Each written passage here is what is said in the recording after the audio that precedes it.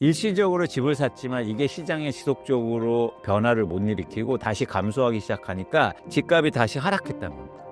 2010년도부터 이어진 그리고 2013년까지 이런 시장 변화가 앞으로 2025년부터 다시 재현될 가능성이 굉장히 높다고 보고 있습니다.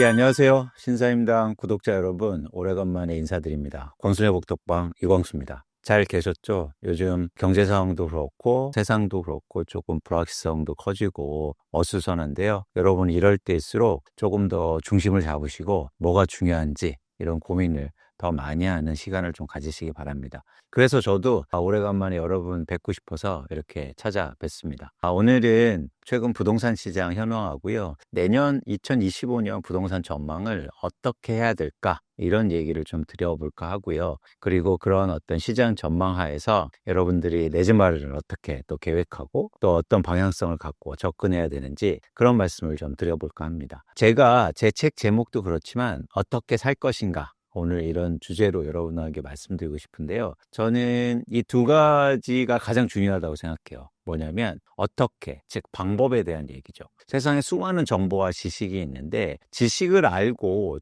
정보를 아는 것도 굉장히 중요하죠. 그런데 그런 정보들 중에서 여러분들이 골라내야 되지 않습니까? 그 골라내는 기준을 어떻게와 연결시켜 보셨으면 어떨까라는 생각이 들어요. 이 어떻게 하는 건 결국에는 방법에 대한 얘기인데 많은 정보들이 있을 때 그런 정보들을 내가 어떻게 골라내고 또 내가 어떻게 행동할 것인가와 연결된 정보를 골라내는 게 사실 특히 투자에서 굉장히 중요하거든요. 그런 측면에서 이 어떻게라는 질문을 많이 하시고 당연히 이 어떻게라는 그 답이 나오면 즉 행동하고 연결이 됩니다. 그래서 행동하고 연결이 안 된 지식이나 정보는 사실 필요 없는 거죠. 여러분 시험 보실 건 아니잖아요. 그래서 그런 차원에서는 특히 투자에서는 내가 할 수 있는 것 그리고 뭐 한국에서 주식 거래도 안 되는데 저기 아이슬란드 주식 공부할 필요는 없지 않습니까? 그런 차원에서 여러분들이 항상 이런 컨텐츠를 접근하시고 그리고 투자에 대해서 고민하실 때 지식을 골라내셔야 된다. 그게 어떻게와 방법과 관련된 지식이었으면 좋겠다. 정보였으면 좋겠다. 그런 말씀을 좀 드리고 시작해 보도록 하겠습니다. 제가 지난번에 이제 말씀드린 적이 있는데요. 투자는 미래하는 거죠.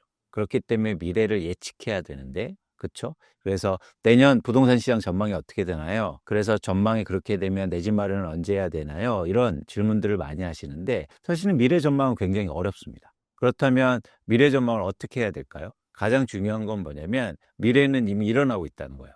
사실은 미래를 예측하고 전망하기 위해서는 현재를 더 면밀하게 분석하는 게 굉장히 중요합니다. 그래서 2025년 부동산 시장을 전망하기 위해서 현재 시장을 정확하게 세밀하게 분석하셔야 된다는 거죠. 그런 측면에서 우리가 미래 전망을 하기 위해서 제일 먼저 현재 부동산 시장은 어떻지? 왜 이런 변화가 일어나지? 그 원인 파악을 제대로 하셔야 된다는 겁니다. 그래서 우리가 처음에 던져야 될 질문은 바로 이겁니다. 최근에 부동산 시장이 어떻게 변했고 또 그리고 왜 변했고 이 이유를 좀 찾아볼 필요가 있는데요. 그래서 제가 그래프를 좀 보여드릴게요. 잘 한번 보십시오. 현재가 중요합니다. 첫 번째는 자산시장, 부동산 시장을 전망할 때 중요한 건 역시 가격이겠죠. 보시는 건 서울 아파트의 실거래 가격 지수인데요. 실거래 가격 지수를 보면 올해 4월부터 상승하기 시작합니다. 그래서 상승폭이 굉장히 커졌는데 2024년 말부터 가격이 하락했다가 다시 상승하는 모습을 보였고 상승폭이 컸다. 이렇게 정리하시면 됩니다. 그런데 여기서 그치지 않고 서울의 아파트 가격이 왜 올랐지? 원인 파악을 해야 되죠.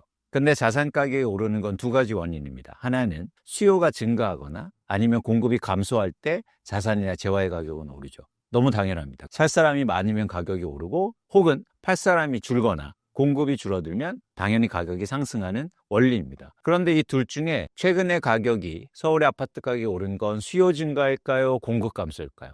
둘 중에서 하나를 골라내야 되는데요. 50% 확률입니다. 그런데 명확하게 저희가 골라내야 되니까 사실은 거래량이 중요합니다. 왜냐하면 가격이 상승하는데 거래량이 증가하면 원인은 뭡니까? 수요 증가죠. 그렇죠? 살 사람이 많으니까 가격도 오르고 거래량이 증가하는 겁니다. 반면 공급 감소가 가격 상승의 원인이라면 가격이 오를 때 거래량이 줄어들어요. 여러분 최근에 사과 가격이 굉장히 많이 올랐지 않습니까? 그건 수요가 증가해서가 아니라 사과의 생산이 안 됐기 때문에, 즉 공급이 감소했기 때문에 가격이 오른 건데, 그래서 가격은 올랐지만 거래는 안 되지 않습니까? 저희 사과 잘 못 사 먹잖아요. 그 원리죠. 그렇기 때문에 이 둘 중에서 원인 파악을 하기 위해서는 거래량을 아셔야 돼요. 다음 장에 보시면 보시는 건 서울 아파트의 매매 거래 건수입니다.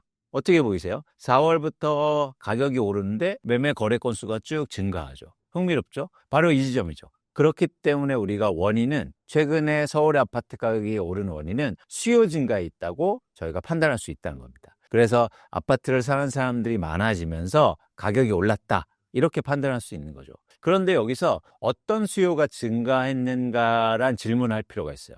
왜냐하면 부동산에서는 수요가 크게 두 수요로 나눠집니다. 하나는 실수요고요. 즉 내가 살 집을 사는 사람들.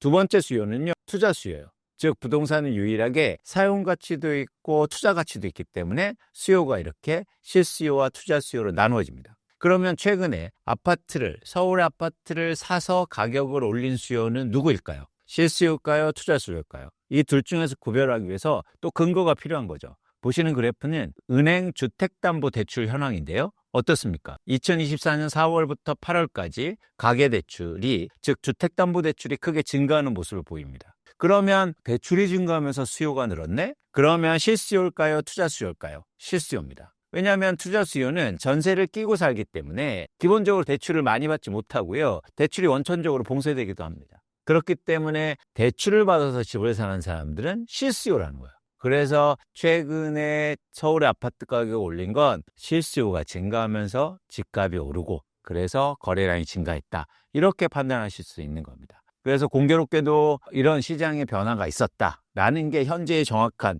판단이죠. 최근의 시장 변화를 얘기 드린 거예요. 자, 그러면 이 최근의 기준을 통해서 미래를 예측해야 됩니다. 그러면 이게 어떻게 될까? 실수요는 계속 증가할까? 투자 수요는 다시 들어오지 않을까? 혹은 공급이 감소하지 않을까? 이런 전망들을 해야 되는데 사실 어려운 부분입니다. 그러니까 이 중에서 저희가 예측하는 게 굉장히 어렵죠. 그런데 이 자산시장에서는 아주 공교로운 특징이 있는데요. 사람들이 움직이는 시장이기 때문에, 즉 인간이 수요와 공급을 결정하기 때문에 이런 유사한 현상이 과거에도 있었다는 거예요.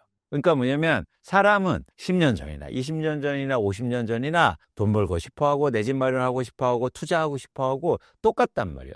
그래서 사람의 마음이 변하지 않았기 때문에 사람이 움직이는 시장은 아주 유사한 패턴을 보입니다. 그래서 지금과 같은 현상이 과거에 있었느냐를 찾아보는 거죠. 그러면 저희가 그 시점을 찾고 그 이후에 시장이 어떻게 됐는지를 판단하면 예측이 쉬운 거예요. 그렇다면 최근에 다시 한번 정리해보면, 최근에 서울의 아파트 가격이 하락하다가 올랐는데 실수요자들이 대출받아서 집을 샀다. 사실 이거거든요. 근데 이 시장이 과연 있었을까요? 그래서 2009년을 주목하는 이유입니다. 과거 2009년에 유사한 현상이 부동산 시장에 나타났는데요. 한번 보실까요? 일단 2008년도에 IMF 때문에 주택 가격이, 서울의 아파트 가격이 크게 하락합니다. 그러다가 2009년도에 집값이 오르는데요. 그런데 보시는 것처럼 2009년도에 거래량이 증가하면서 주택 가격이 상승합니다. 그러면 수요가 증가한 거죠. 수요가 증가해서 가격이 오르면서, 그리고 거래량이 증가했다는 겁니다. 공급 감소가 아니고요. 그러면 이 수요를 둘 중에서 골라내야죠. 실수요인가 투자 수요인가.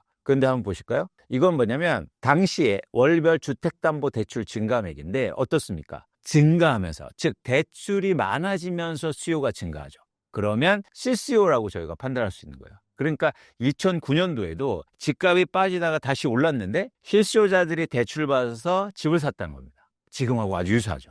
그런 측면에서는 이런 시장의 변화가 굉장히 유사했다고 저희가 판단하고 있고, 당시의 뉴스를 한번 보실게요. 2009년 4월부터 2010년 2월까지 주요 부동산 뉴스입니다. 강남 아파트 2달째 거래량 증가하고 가격이 상승하고 있다. 서울 아파트 가격 연일 최고치. 서울 아파트값 또 최고치. 한 달간 서울 신도시 수도권 아파트 전세값 동방산성. 한번 보실까요? 다음 장. 전세가 상승세. 수도권 입주량 준다. 부동산 강남 불패농, 이런 것들 얘기가 나오죠. 왜냐하면 가격이 하락하다가 오르니까 이제 계속 또 집값이 오를 거라는 얘기를 하고 있는 겁니다. 최근에 여러분이 보셨던 뉴스하고도 굉장히 공통된 측면이 있을 거예요. 최근에도 다시 집값이 오르니까 이제 집값 또 오른다, 대세 상승이다, 뭐 이런 뉴스들을 굉장히 많이 보셨을 겁니다. 뭐 지금도 사실 그런 뉴스들이 나오고 있고요. 자, 이 시장을 한번 비교해 보자는 거죠. 예를 들어서 2009년과 2024년에 이루어진 한국의 부동산 시장, 특히 서울 아파트를 중심으로 해서 이런 시장 변화가 왜 일어났을까요?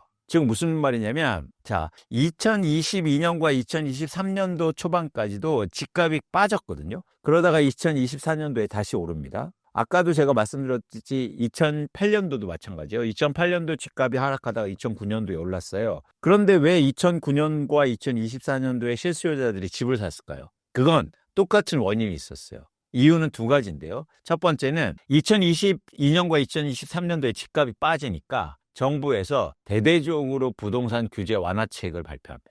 대표적으로 대출 규제도 완화해주고, 그 다음에 세금도 완화해주고, 개발 규제, 대표적으로 재건축 재개발 규제 완화도 해줘요. 왜냐하면 부동산 가격이 빠지니까 사실 정부에서 그런 대책을 막 발표한 거죠.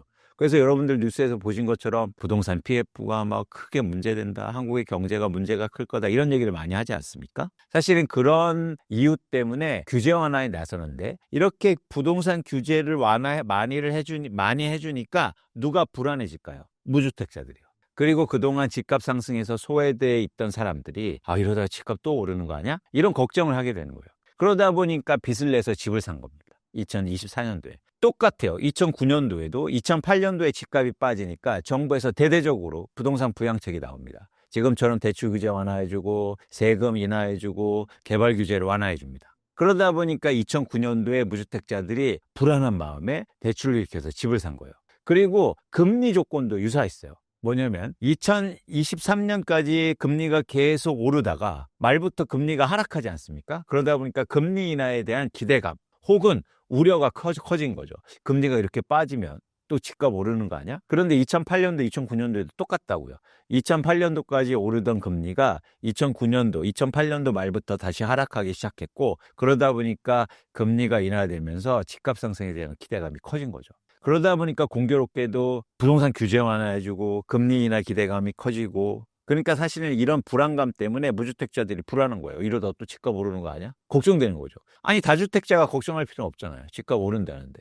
그러니까 무주택자들이 빚을 내서 집을 산 겁니다. 그게 시장의 변화를 일으켰다는 거죠. 자, 중요한 건 이런 시장의 변화가 지속 가능성이 있냐는 거예요. 계속 무주택자들이 빚을 내서 집을 사고, 그리고 집값은 오를 수 있을까? 그래서 우리가 볼 건 뭐냐면 2009년도 이후에 대한민국의 부동산 시장은 어떻게 변화했는지 그 답을 찾아보면 저희가 미래 예측을 할 수 있는 겁니다. 2009년도 이유를 볼까요? 여러분들이 지수를 보시면 뭐랄까 조금 잘 이해가 안 되실 수도 있어서 제가 송파구에 있는 올림픽 회밀리타운 30평대 실거래 현황을 보여드리겠습니다. 잘 보시면, 자, 말씀드린 것처럼 2008년도에 이 집값이 9억 원, 10억 원에 도달했다가 갑자기 5억 원 중반대까지 빠집니다. 굉장히 빠르게 빠지죠. 그러니까 정부에서 부동산 규제 완화해주고, 대출 규제 완화해주고, 세금 인하해주고 막 이러니까 집값이 보시는 것처럼 2009년도에 오릅니다. 명백하게. 그러다가 이게 지속되지 못하고 빠지지 않습니까? 이게 다시 5억 원 중반대로 다시 돌아가 버려요. 이 얘기는 뭐냐면 수요가 지속되지 못했던 거예요. 일시적으로 집을 샀지만 이게 시장에 지속적으로 변화를 못 일으키고 다시 감소하기 시작하니까 집값이 다시 하락했다는 겁니다. 2010년도부터 이어진, 그리고 2013년까지 이런 시장 변화가 앞으로 2025년부터 다시 재현될 가능성이 굉장히 높다고 보고 있습니다. 왜냐하면 지금도 똑같은 조건이라는 거예요. 수요도 감소하고 있고, 다시 감소하고 있고, 그 다음에 집을 갖고 있는 사람들이 또 매물을 증가시키고 있기 때문에 그런 측면에서는 이런 시장의 변화가 굉장히 유사할 수 있다라고 보고 있습니다. 이 뉴스 기사를 다시 한번 볼까요? 2009년도 뉴스를 보시면 이제 강남 불패론, 서울 아파트값 최고치 이런 얘기 했는데, 그 이후에 한번 기사를 또 볼까요? 2009년 이후 2010년부터 2012년까지의 기사들인데 어떻습니까? 강남 비싼 아파트 샀다가 땅 치는 사람들. 올해 서울 아파트값 IMF 이후로 가장 많이 떨어져. 전세값 상승폭 큰 아파트가 오히려 매매가가 더 떨어집니다. 강남 재건축 아파트가 막 마지노선이 무너졌다는? 사실 우리나라 이때 경제가 크게 막 나쁘지도 않았거든요. 근데 왜 이렇게 집값이 빠졌을까요? 그건 뭐냐면 수요가 지속되지 못하고, 말씀드린 것처럼 집을 갖고 있는 사람들이 또 집을 팔기 시작하면서 이런 시장의 변화가 있었다는 거예요. 그래서 2024년도의 시장을 2009년도가 유사하게 보고, 그렇게 되면 2010년부터 이루어진 시장 변화가 2025년부터 대한민국 부동산의 변화하고 굉장히 유사해지지 않을까라는 전망과 판단을 하고 있습니다. 자, 그래서 제가 이런 전망을 해드렸는데요. 최단기적으로 지금이 저희가 12월 달인데요. 10월과 11월 그리고 9월부터 이미 그런 변화가 일어나고 있다는 거죠. 그래서 아까는 최근 부동산 시장을 살펴봤다면 현재 지금 부동산 시장을 한 번 더 봐보겠습니다. 한번 볼까요? 이건 계속 오르던 실거래 가격 지수가 어떻게 됐습니까? 자, 9월부터 하락하기 시작했어요. 9개월, 8개월 만에 하락세고요. 마이너스를 보이고 있다는 겁니다. 다 지속되지 못하는 거죠.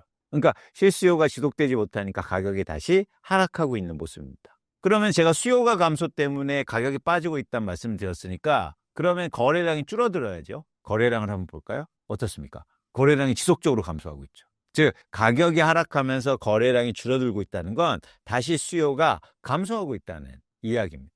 그렇게 되면은 제가 말씀드렸듯이 이런 시장의 변화가 이어지면서 2010년부터 2013년까지 이어진 그런 하락 구간이 다시 재현될 가능성이 굉장히 높다는 거예요. 그래서 여러분들이 이런 시장 변화가 이미 일어나고 있다라는 판단을 해보실 필요가 있고,